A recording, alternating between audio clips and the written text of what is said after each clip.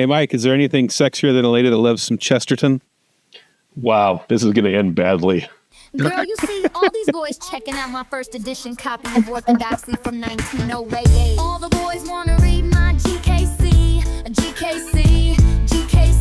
All the boys want to read my GKC. Can't you see? You ain't getting none of this Chesterton, boy. They want to trifle with my tremendous trifles. Want to get down with me and my father Brown. Like I'll scream man alive when I see them read. Like they some everlasting man. Gilbert, please. All the boys want to read my GKC. All the boys want to read my GKC. Can't you see? It's about time you stop staring at my Chesterton, boy.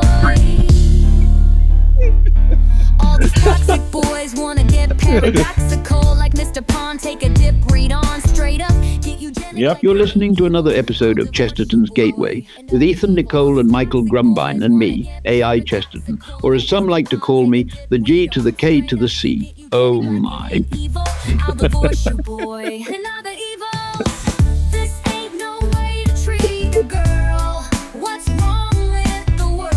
right, we're back. Defense of the family. I'm glad we moved beyond the patriarchy and we now have female representation in the songs. That's right. This is a very girl boss Chesterton song.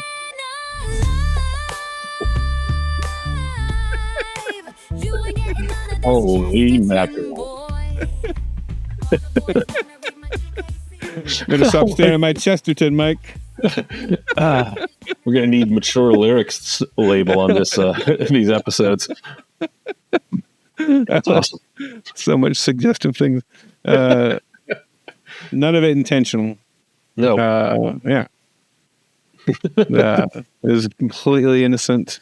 It was just a little song about how these guys really like this girl's Chesterton book collection. What is this song suggesting exactly? No, that's it. That's just... Never mind. Yeah, let's just move on. So, quick recap. We're halfway through the institutional... Oh my gosh. And it's a long title. On Certain Modern Writers in the Institution of the Family. It's from the books Heretics, published in 1905, and also my book, Chesterton's Gateway, which is also the name of this podcast. I'm blanking out. So just quick recap. We talked about the small town versus the big city. How we actually go to the big city to become more narrow, not become more open-minded. We can find more people that think exactly like we do. And it makes us less able to deal with people who don't think the way we do. The old club versus the modern club, rather than going to be in the midst of all the people and their disagreements and to kind of have it out and have a beer with somebody you disagree with. It's a place to go. We learn to be like Simeon Stylites, sitting on your platform, like in your monastery, hiding away from everybody, but you're also drinking you're getting all your fancy, caviar and scotch. Just creating the most comfortable life you can. And also, as we talked about last time, but he also talked about how he's not saying it's bad.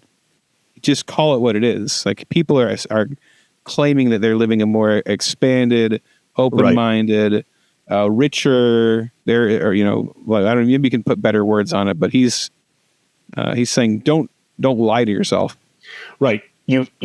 There's a pretense that the cosmopolitan life is somehow higher, that it's because you're out, in a place with more people, that you're somehow doing something more and better. You told us the story last time about how the people from the big city made you feel small in your little coffee shop. But the through line, I think, here is that Chesterton is saying you're just seeking comfort, whether you're going to the big city, whether you're going to the new modern club, whether you want to escape your neighbor. You just call it what it is. It's the seeking of comfort over this very great trouble of having to deal with the things that make us uncomfortable. Right. And he finished with the quote from Nietzsche. Should probably read the last. Oh yeah. We'll leave off. This is where he left off. He said, "But when Nietzsche has the incredible lack of humor and lack of imagination to ask us to believe that his aristocracy is an aristocracy of strong muscles or an aristocracy of strong wills, it is necessary to point out the truth. It is an aristocracy of weak nerves." All right. Without In further other ado, words, Nietzsche was a man on the verge of a nervous breakdown. Turned out to be not too far off the truth. Sorry. right. On certain modern writers and the institution of the family, from the book Heretics, published in 1905, Part 2. Part 2. All right, buckle your Chester belts. We're diving back in. We make our friends, we make our enemies, but God makes our next-door neighbor. Hence he comes to us clad in all the careless terrors of nature. He is as strange as the stars, as reckless and indifferent as the rain. He is man, the most terrible of the beasts. That is why the old religions and the old scriptural language showed so sharp a wisdom when they spoke, not of one's duty towards humanity, but one's duty towards one's neighbor. The duty towards humanity may often take the form of some choice which is personal or even pleasurable. That duty may be a hobby. It may even be a dissipation. We may work in the East End because we are peculiarly fitted to work in the East End, or because we think we are. We may fight for the cause of international peace because we are very fond of fighting. The most monstrous martyrdom, the most repulsive experience, may be the result of choice or kind of taste. We may be so mad as to be particularly fond of lunatics or specially interested in leprosy. We may love Negroes because they are black, or German socialists because they are pedantic. But we have to love our neighbor because he is there. A much more alarming reason for a much more serious operation. He is the sample of humanity which is actually given us. Precisely because he may be anybody, he is everybody. He is a symbol because he is an accident. This kind of, not just this section, but overall reminds me of this quote.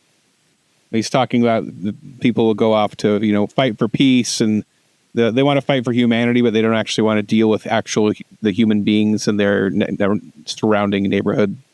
And then he gets on to the family as it gets narrower through this. But this P.G. O'Rourke quote, which I always think of with my kids, especially when my teenagers start getting real self-righteous about world issues. Everybody wants to save the earth. Nobody wants to help mom do the dishes. And very few people understand that simply doing the dishes is step one in saving the earth. Your mic is not on, Mike. Mike. I can't hear you, Mike. Your mic's not on. The void. There we go. Like I usually do. Sorry. Hit the microphone so I could, the mute so I could cough. But this is so prevalent nowadays. The whole save the planet, but people don't care about the people one door down from them. Almost nobody knows the name of every house surrounding them, the people in every house surrounding them. But they're very incensed about what we can do to stop climate change. And so it's so true that you build, there are times in life when you can do something that's that remote from you. But I'm reminded of another Chesterton book, which we'll no doubt get into at a certain point, what's wrong with the world. And where he talks about how the things that are most remote from you, like the good of the world, is way far out on the plains, so far away.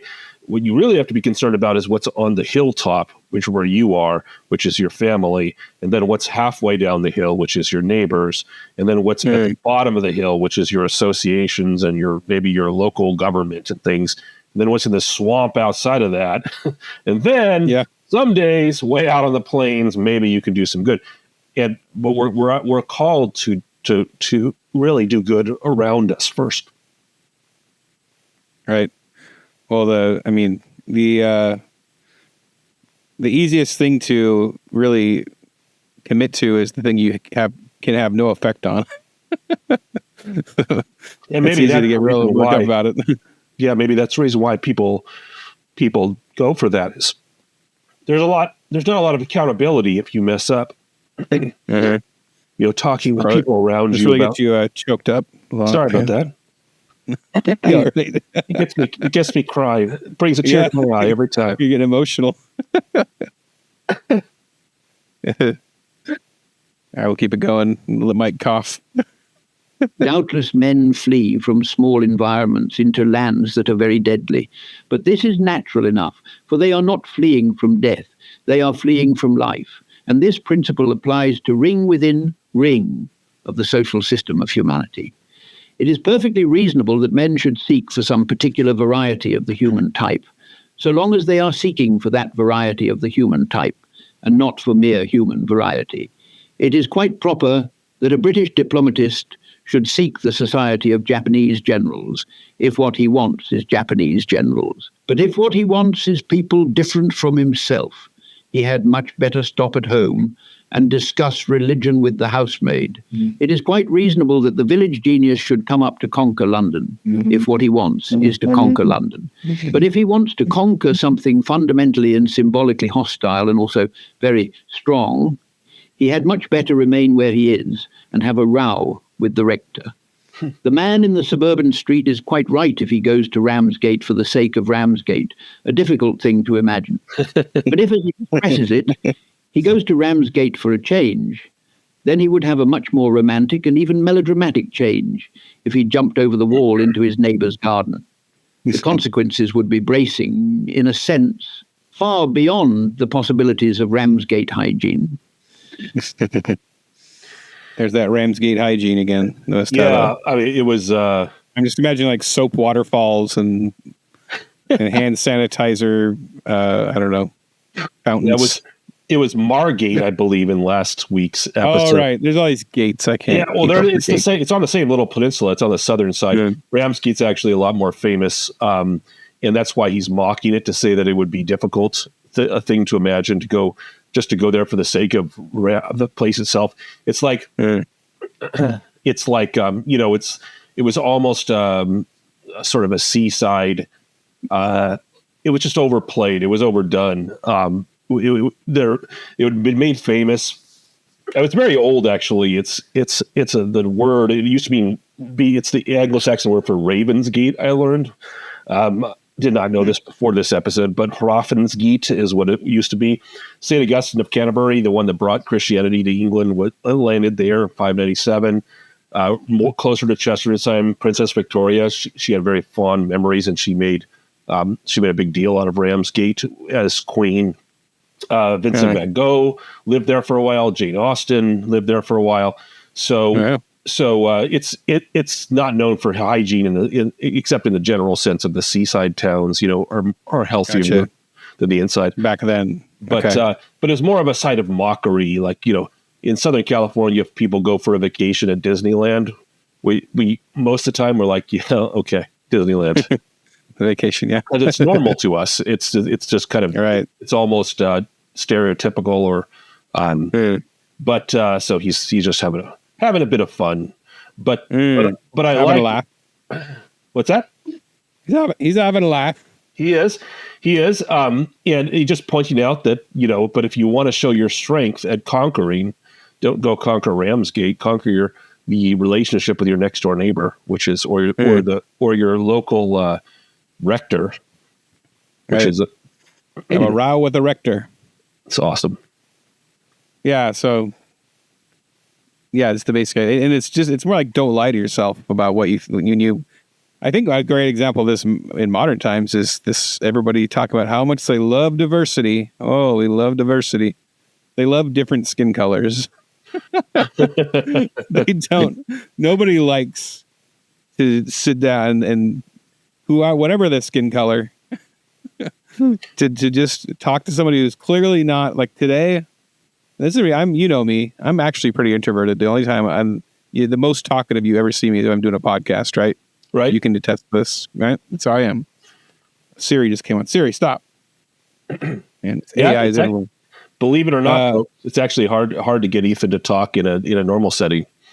Yeah, I don't talk during Chestertonians. I soak it in. I surround myself with intelligent people like Mike. Just take it all in. Yes, your judgment in people might be suspect, but sure. Yeah, sure. No, I pride myself in that people I surround myself with. Oh, they're great people. I'm just saying, if the first go-to is my intelligence, then you're in trouble. But the real, I mean, like you like the idea of skin color differences, like you were talking about, but You don't Right, you don't choose to go to lunch in South Central. So if you're from the suburbs, for example, so it's not really. Or even if your neighbors are, maybe they're from another country, or like my neighbors are Chinese. Now, I randomly decided to start learning Chinese, so I did start talking to my neighbors one day. You're putting it to practice. But I'm putting it to practice. But like, I think a lot of people, they got neighbors that don't, maybe English is their first language or whatever. Like, they love that I'm so open-minded. I live in this community, but like, you're not interacting with them. You're not actually experiencing them. You're way better than me. We moved to this area. One of our neighbors is a Japanese family. I did not start learning Japanese. So I didn't do it to talk to them. In my defense, I did it completely randomly, really. I mean, well, not totally randomly, but we don't talk about it. Okay, so here we go. Continue. Now, exactly as this principle applies to the empire, to the nation within the empire, to the city within the nation, to the street within the city, so it applies to the home within the street. I just want to quickly say I love how this is so Chesterton. He's only now getting to the actual family. We're on episode 2. He's finally getting to what the whole title is about, right? 3/4 of the way done. Yep. So just if you're new to Chesterton, this is normal. You're like, wait, I thought this was an essay on the family. It's a very meandering style. Mm-hmm. But it all comes together. The institution of the family is to be commended for precisely the same reasons that the institution of the nation or the institution of the city are in this matter to be commended. It is a good thing for a man to live in a family for the same reason that it is a good thing for a man to be besieged in a city. It is a good thing for a man to live in a family in the same sense that it is a beautiful and delightful thing for a man to be snowed up in a street. They all force him to realize that life is not a thing from outside, but a thing from inside. Above all, they all insist upon the fact that life, if it be a truly stimulating and fascinating life, is a thing which of its nature exists in spite of ourselves. I had a break again because this is another long one. But this is a hard truth to teach, that I don't know if you can even teach it, that life is a thing that happens. I mean, the way he says this, I love the wording here. That's a thing from outside, or not from outside, but a thing from inside. Above all, I'm not good at quickly jumping back into text, but embracing kind of the idea that comfort isn't romantic. If you really want a romantic life, the idea that you want an adventurous life, an experienced, a life that is a great story, right? And you can't seek comfort constantly. That can't be your main goal. Right. In fact, the more comfort you have, the less interesting of a life you have. Like the comfortable life is not really much of a life at all. Sometimes I think about we spend so much of our life trying to avoid trying to avoid trying times, and we dodge the uncomfortable without continuously. And yet, if we meet someone who is actually successful at being perfectly comfortable, we find them pretty uninteresting. So the comfort side, which we seek all the time, funnily enough, is the side which is the least worth living in life. I mean, I'm reminded of that every time because the best story I told on your other podcast, I'm not going to tell here, best story of my life is also the most uncomfortable 48 hours of my life. Oh, it is a story. It's amazing. It gets people laughing till they cry sometimes because it's so ridiculously funny, and it was horrible. It was the worst day of your life. Yeah. 2 days, but for worst 2 days of my life. So yeah. We'll put that in Patreon content at some point. I also it reminds me a bit of when I grew up pretty poor. We lived in low income housing. My mom did. My dad was homeless, and I suddenly one day got this idea when I was a senior in high school that I wanted to go on a trip to New Zealand and Australia. I saw my school was doing this trip, and I decided I really wanted to do it. My mom was like, "There's no way you're doing it. I'd been on a plane one time, barely remembered it when I was really young, and our relatives had paid for us to go to a family reunion. But to do this trip, I would have had to get dropped in a plane alone for the first time, really, fly out to LAX to New Zealand and just go on this trip with people I'd never met before. And I really romanticized what Australia would be like in New Zealand. But really, when I came home, it was cool. It was great. But But I was put with a bunch of random people on this trip. People I had never really talked to after the trip. But I was put together these people from Wyoming was one of the main ones I remember. Huh. Different kids, a bunch of old people. I didn't think there's gonna be a bunch of old people, but so the people were the best part of the trip. It was the people that I was forced to get to know, and I kind of got to have this experience with these strangers for 2 weeks. That's or 3 crazy. weeks. So this wasn't a school trip?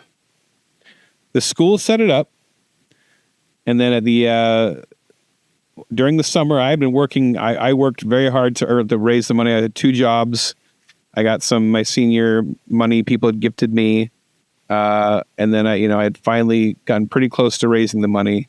I'd put the down payment down, and I got a letter with a check returned, and it said the trip had been canceled because the trip had been changed. It was originally going to be Hawaii, Fiji, New Zealand, Australia, all within like a couple weeks.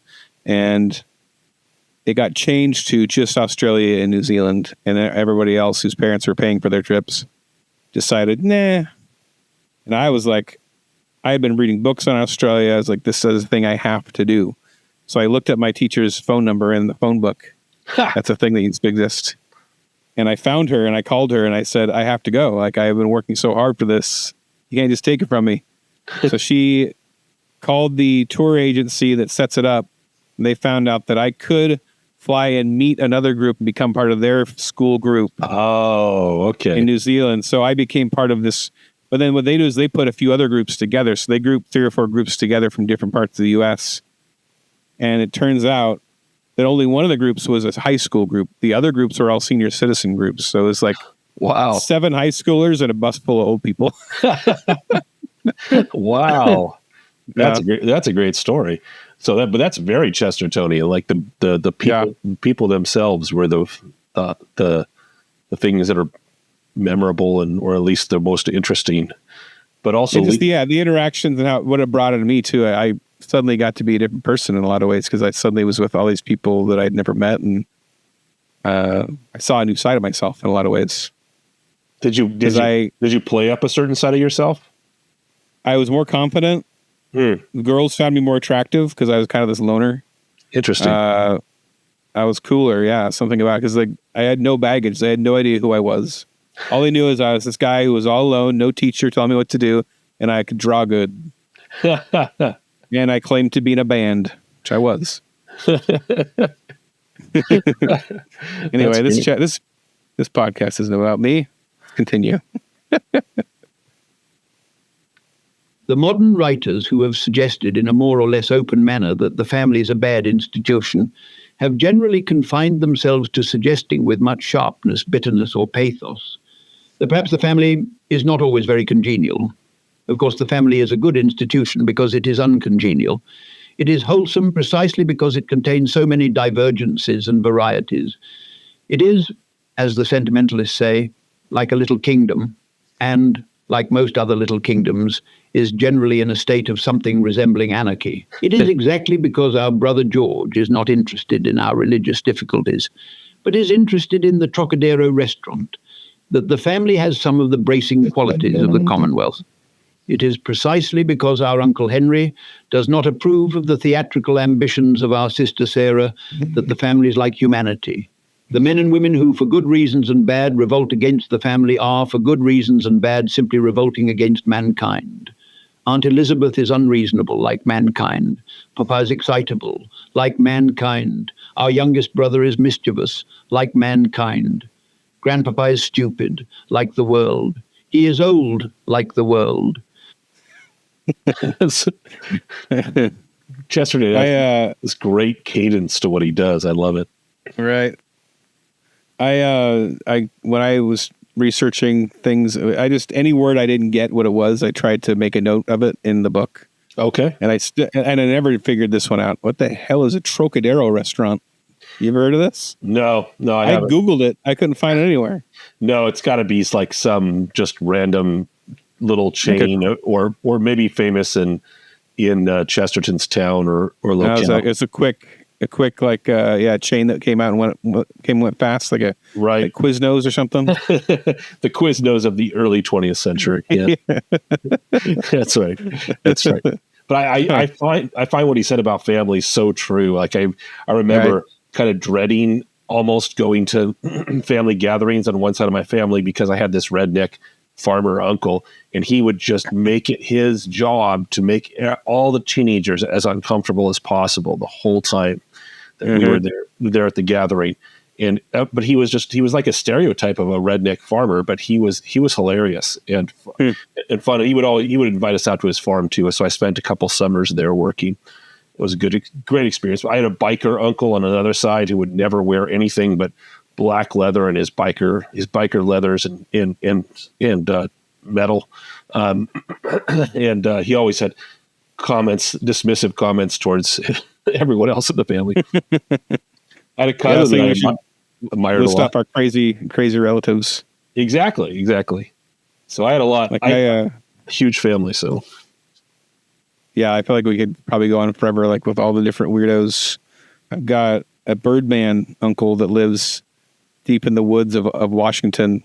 Nice. He's got long silver hair, a beard, and he has like all these different birds. Like wow. Name the bird, he probably has it. And he has covered in birds all the time. He's this weird mountain man. So he has his own aviary. Yeah, but it's like a shack out there. Like he's not living he's not a professor like of ornithology. He's just a dude that likes birds. Yeah, he's Birdman.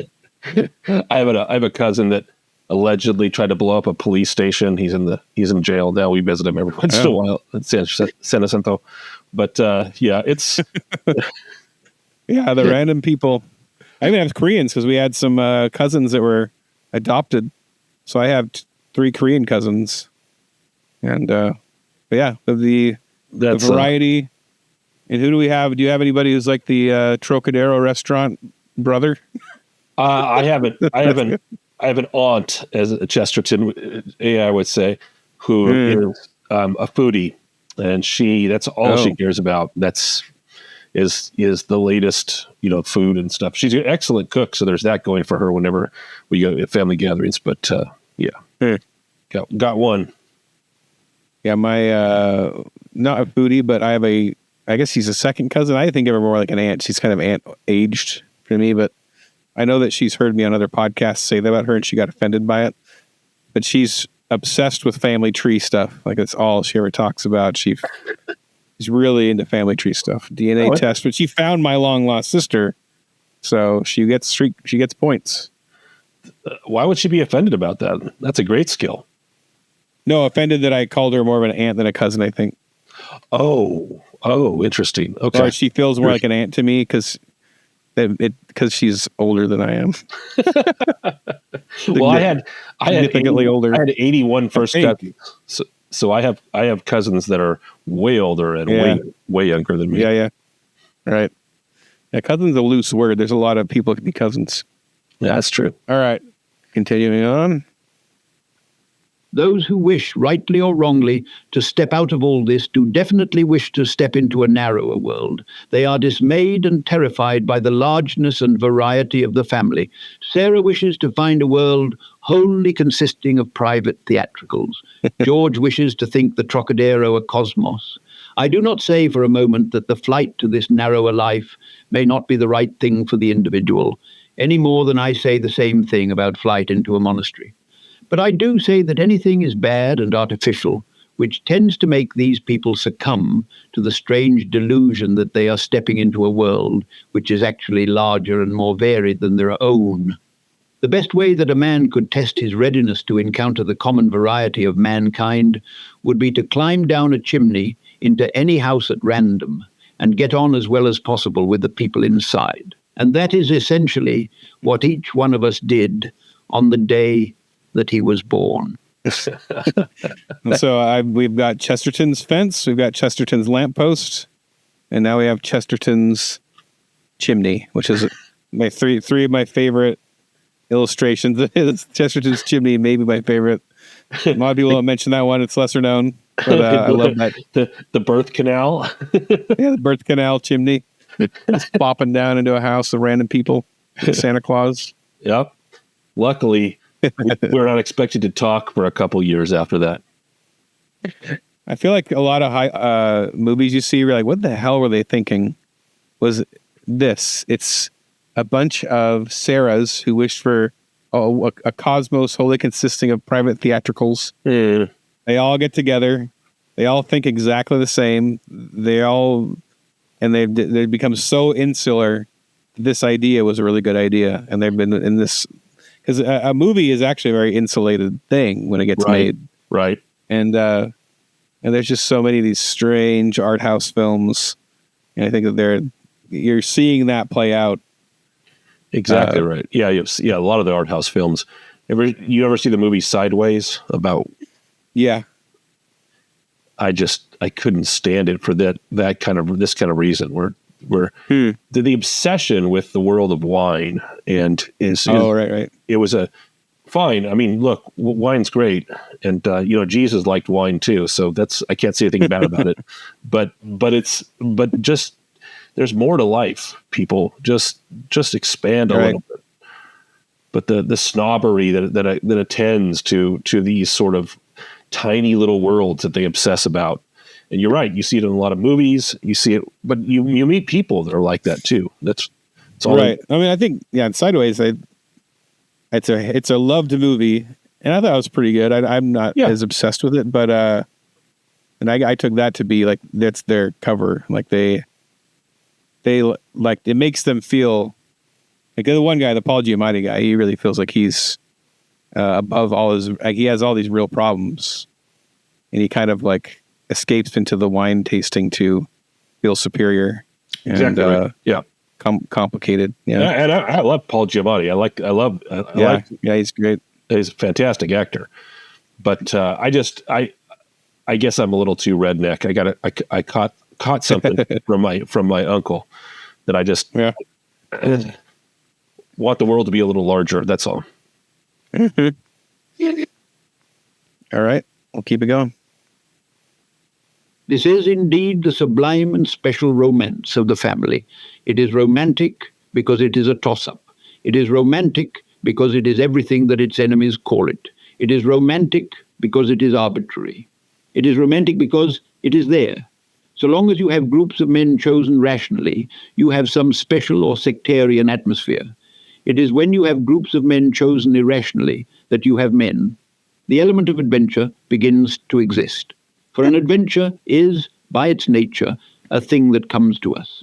It is a thing that chooses us, not a thing that we choose. Falling in love has been often regarded as the supreme adventure, the supreme romantic accident. In so much as there is in it something outside ourselves, something of a sort of merry fatalism, this is very true. Love does take us and transfigure and torture us. It does break our hearts with an unbearable beauty, like the unbearable beauty of music.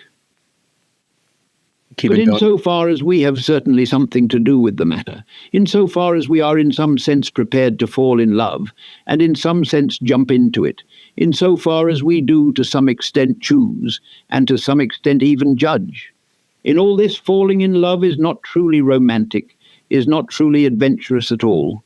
In this degree, the supreme adventure is not falling in love. The supreme adventure is being born. There we do walk suddenly into a splendid and startling trap. There we do see something of which we have not dreamed before. Our father and mother do lie in wait for us and leap out on us like brigands from a bush. Our uncle is a surprise. Our aunt is, in the beautiful common expression, a bolt from the blue. When we step into the family, by the act of being born, we do step into a world which is incalculable, into a world which has its own strange laws, into a world which could do without us, into a world that we have not made. In other words, when we step into the family, we step into a fairy tale. Nice emphasis at the end there. Yeah, he was really going for the emphasis on that one. I love another quote from Chesterton about marriage, where he said, "Marriage is a duel to the death, which no man of honor should decline." Right. It's awesome. Yeah, that's fascinating. I mean, the idea that the normal basic life, just being born, is more romantic than falling in love. Living life as it comes at you versus changing your circumstances to make yourself more comfortable, or to seek out what you think is going to answer all your questions. Like the most romantic thing that's happened to you happened already. You were born. I think that's a thing that nobody wants to hear that, and nobody says it. To me, it took a lot for me to kind of even wrap my head around it when I first started to say it. It's really true, but like, we are so obsessed with our own feelings about things and our main character syndrome sort of like way that we live. I'm still processing it. Yeah, I love his talking about. I have to admit, it reminds me of we used to play the A.A. Milne books, the Winnie the Pooh books for our kids, read by play them like an audiobook. Yeah, play them not play them as in a theatrically play them, but and there's this time when Owl and then Piglet are explaining to Winnie the Pooh what an ambush is. They say, Piglet says, "It's an ambush, Pooh, when people jump at you suddenly." And so I was looking, when he said, our father and mother do lie in wait to wait for us and leap out on us like brigands from a bush. So funny. It's an ambush. You're being ambushed. Exactly. Like a little fawn stepping into a Brazilian jungle where the jaguar jumps out. Yep. Except this time the jaguar carries it along the kid along with and turns him into a little jaguar later on in life instead of just eating him. So that part's good.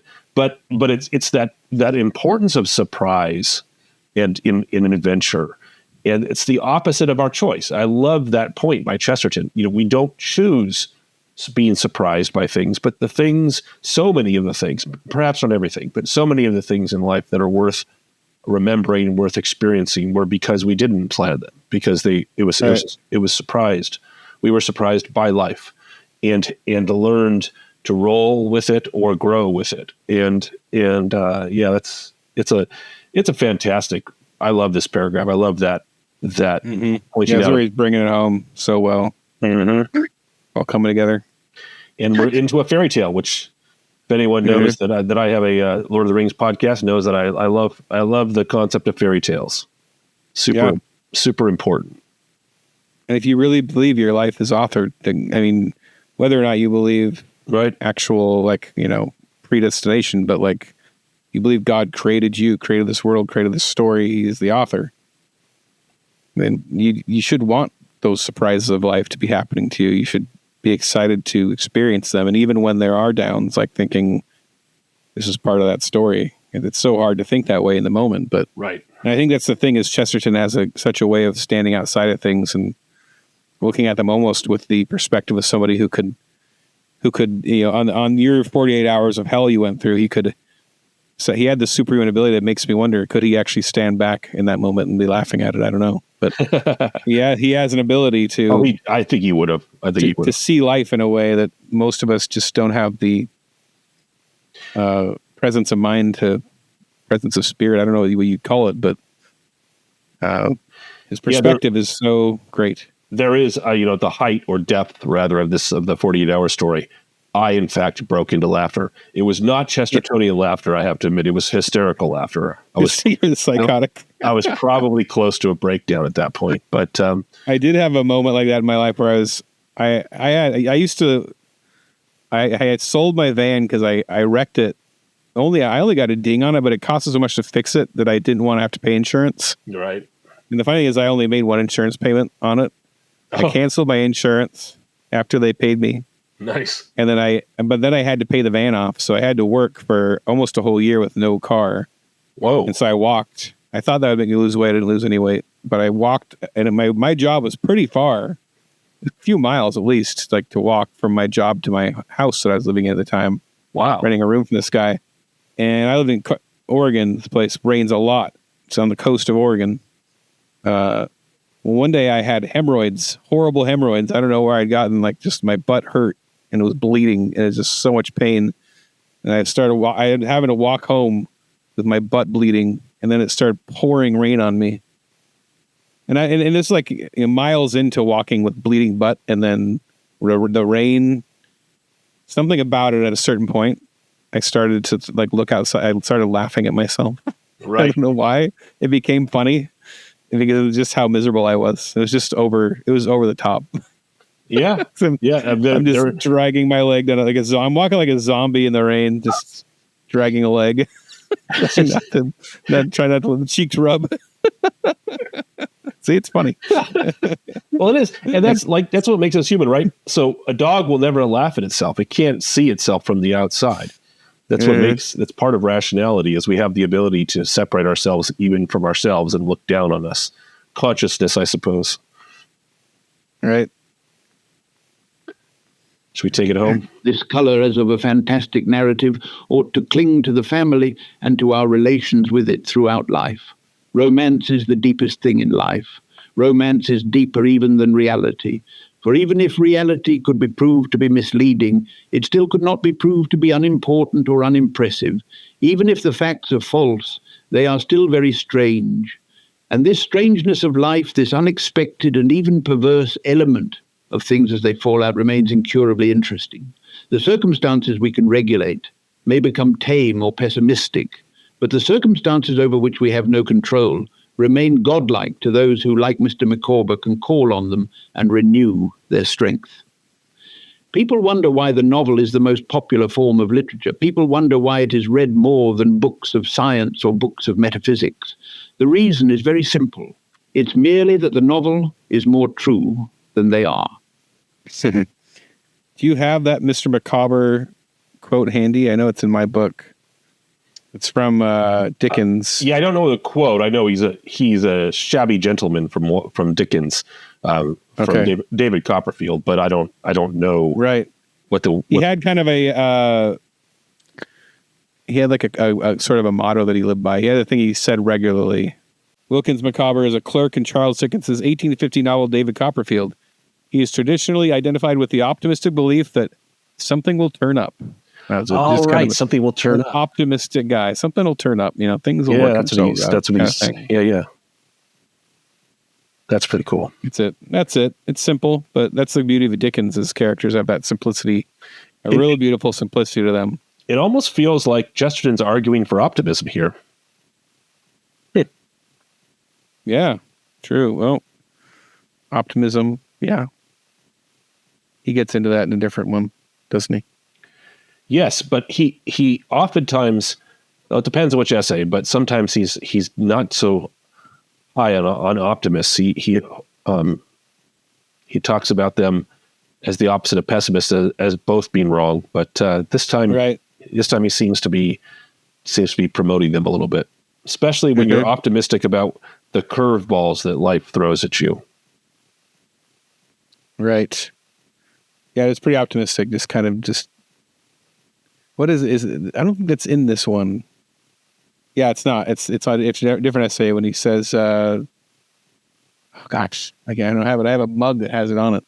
Oh, really? An adventure is not a adventure. It's not, I don't know. Well, we'll get to it. It's going to be in a later episode. Bring your mug next time. Yeah. All right, let's continue. Life may sometimes legitimately appear as a book of science. Life may sometimes appear, and with a much greater legitimacy, as a book of metaphysics. But life is always a novel. Our existence may cease to be a song. It may cease even to be a beautiful lament. Our existence may not be an intelligible justice or even a recognizable wrong, but our existence is still a story. In the fiery alphabet of every sunset is written, to be continued in our next. If we have sufficient intellect, we can finish a philosophical and exact deduction and be certain that we are finishing it right. With the adequate brain power, we could finish any scientific discovery and be certain that we were finishing it right. But not with the most gigantic intellect could we finish the simplest or silliest story and be certain that we were finishing it right. That is because a story has behind it not merely intellect, which is partly mechanical, but will, which is in its essence divine. The narrative writer can send his hero to the gallows if he likes in the last chapter, but one, he can do it by the same divine caprice, whereby he, the author, can go to the gallows himself and to hell afterwards if he chooses. And the same civilization, the chivalric European civilization which asserted free will in the 13th century, produced the thing called fiction in the 18th. When Thomas Aquinas asserted the spiritual liberty of man, he created all the bad novels in the circulating libraries. Was that a compliment or a diss on St. Thomas Aquinas? Oh, it was a compliment. I take it as a compliment. But I mean, it's actually a very, very subtle, backhanded insult to Protestantism. He's saying that the basically it took essentially the height of medieval philosophy and theology, which was in Aquinas, to assert free will as a thing which actually exists. It earlier, and then later, a few hundred years after Aquinas, when Protestantism and specifically Calvinism comes along, the existence of free will as being really free is minimized.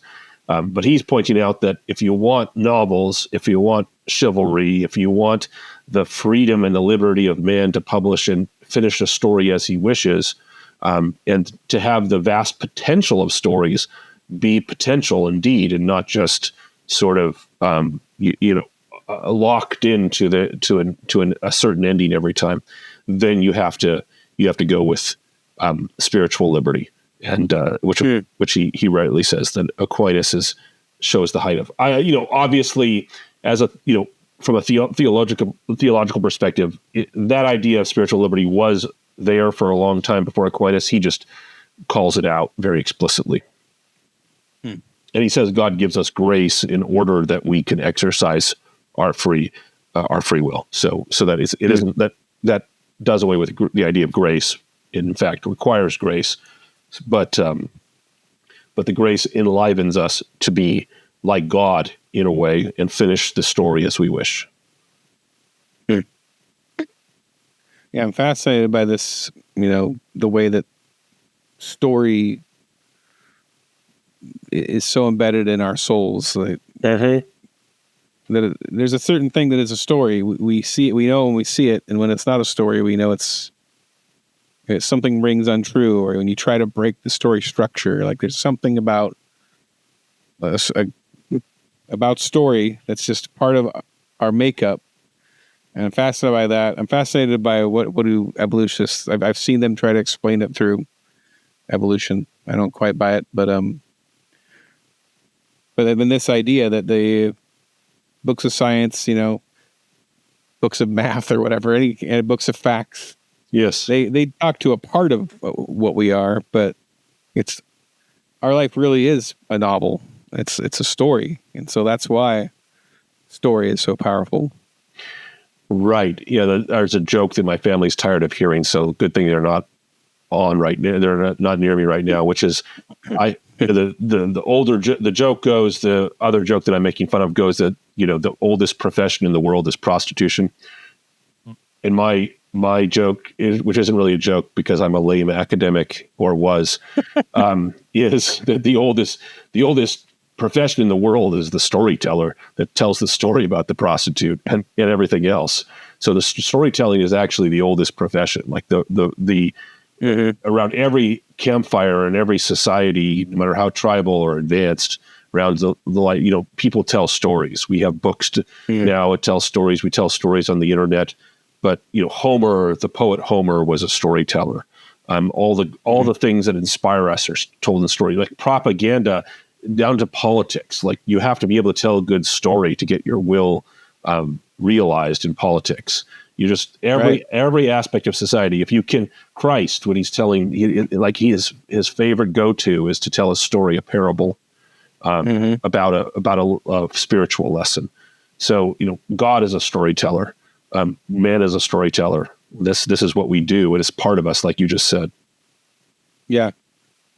Yeah, and whose story is worth telling? Who maybe they were born with a lot of money, and they just got to kind of live as comfortable a life as they wanted to the entire time. Yep. That's no story. Yeah, and it's the most boring story ever. No one would listen to that story. Yeah, not worth writing. Continue. But in order that life should be a story or romance to us, it is necessary that a great part of it, at any rate, should be settled for us without our permission. If we wish life to be a system, this may be a nuisance. But if we wish it to be a drama, it is an essential. It may often happen, no doubt, that a drama may be written by somebody else which we like very little. But we should like it still less if the author came before the curtain every hour or so and forced on us the whole trouble of inventing the next act. A man has control over many things in his life. He has control over enough things to be the hero of a novel. But if he had control over everything, there would be so much hero that there would be no novel.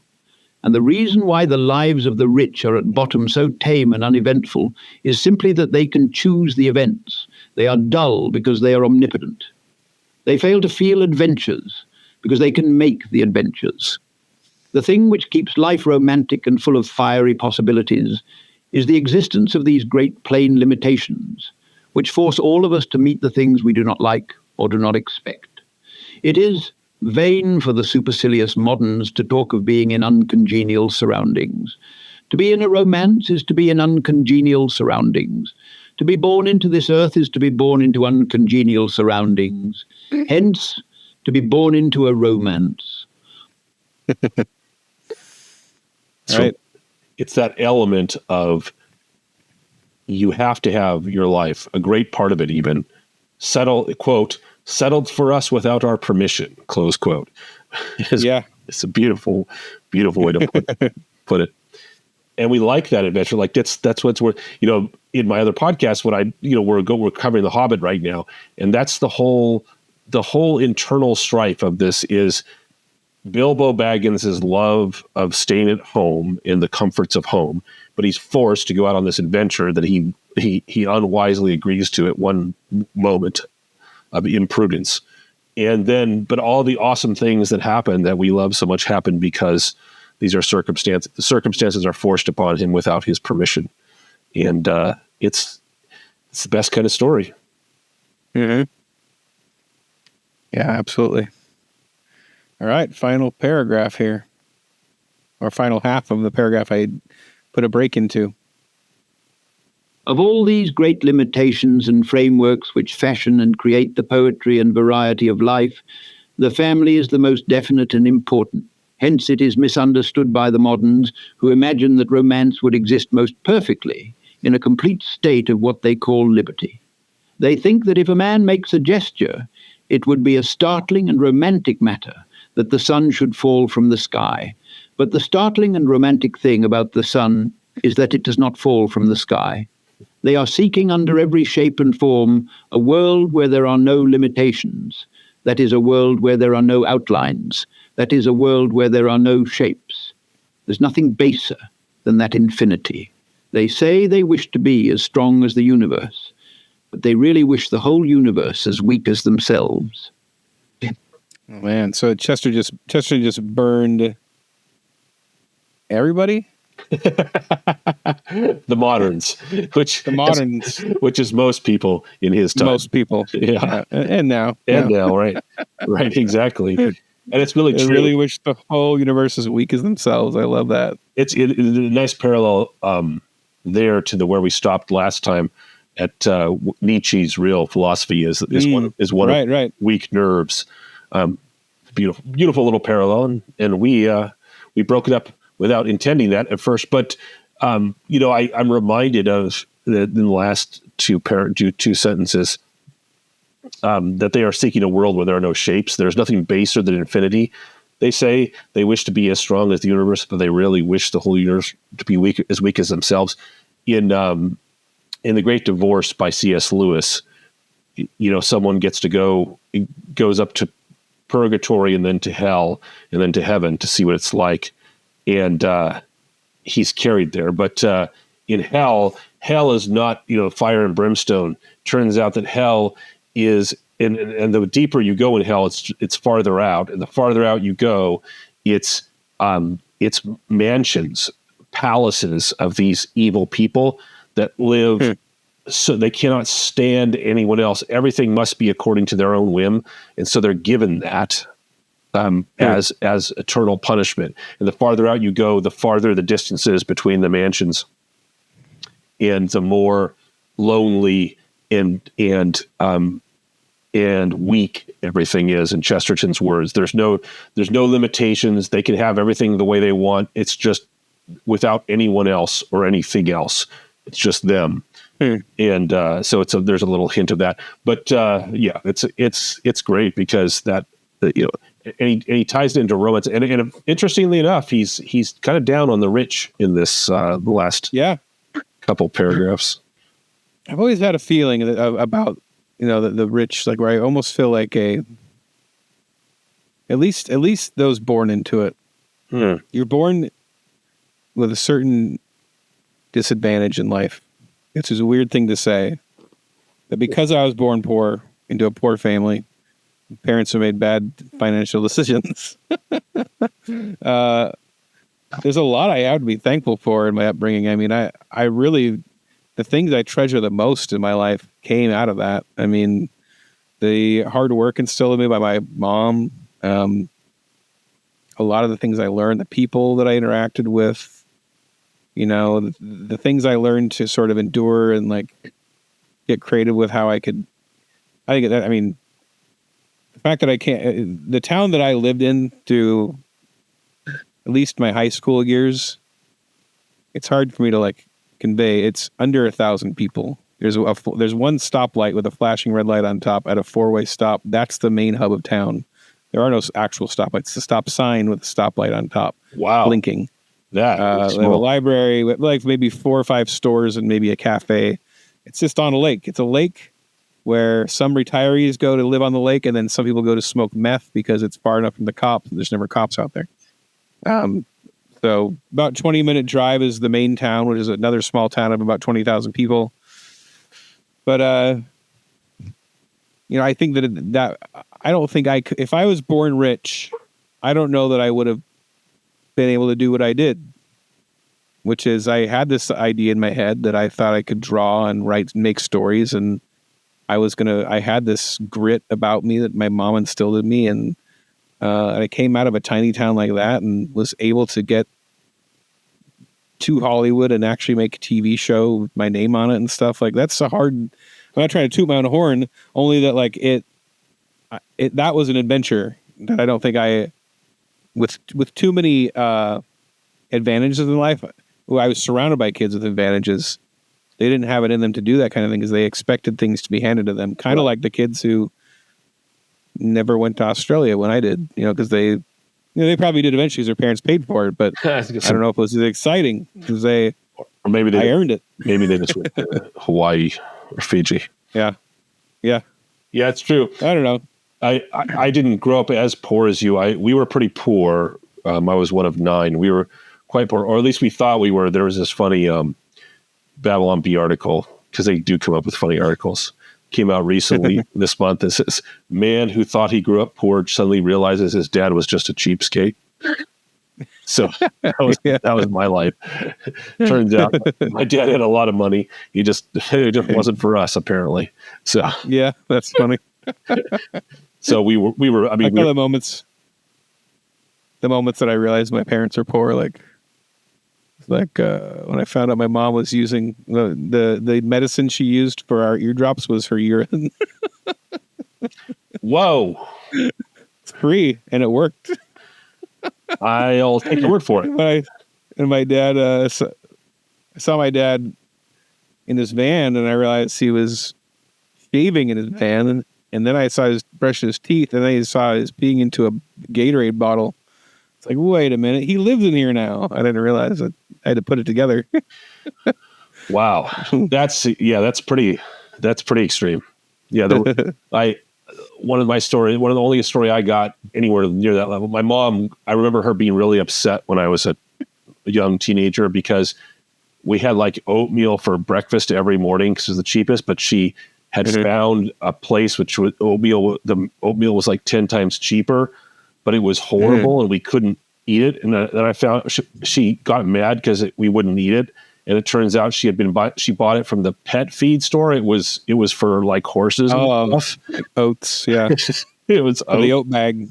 And she thought bag oats. Soaked it long enough.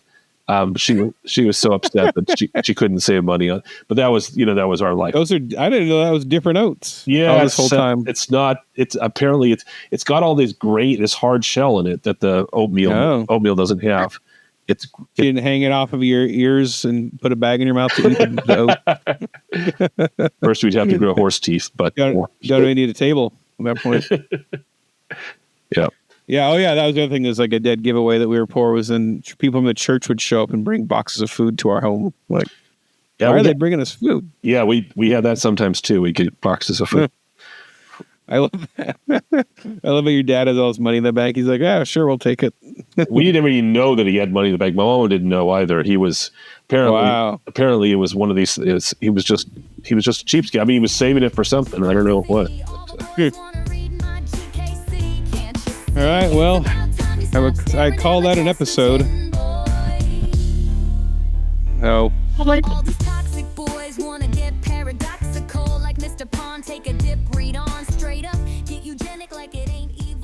Chesterton's Gateway is produced by Ethan Nicolle and Michael Grumbine. It is based on the book of the same name, which can be found on that capitalist monstrosity Amazon.com. Send questions and comments to GKCinfo at axcop.com, at least until we get our own domain. And join us on Patreon to go deeper and spend more money. Goodbye. All right, that's right. Bye. Right. Till next week. Hey, what do you do next week? Next week we're reading On Lying in Bed. So I guess should we do it from bed? Yeah, we should lay down in bed and do the next episode. From our iPhones. Yeah.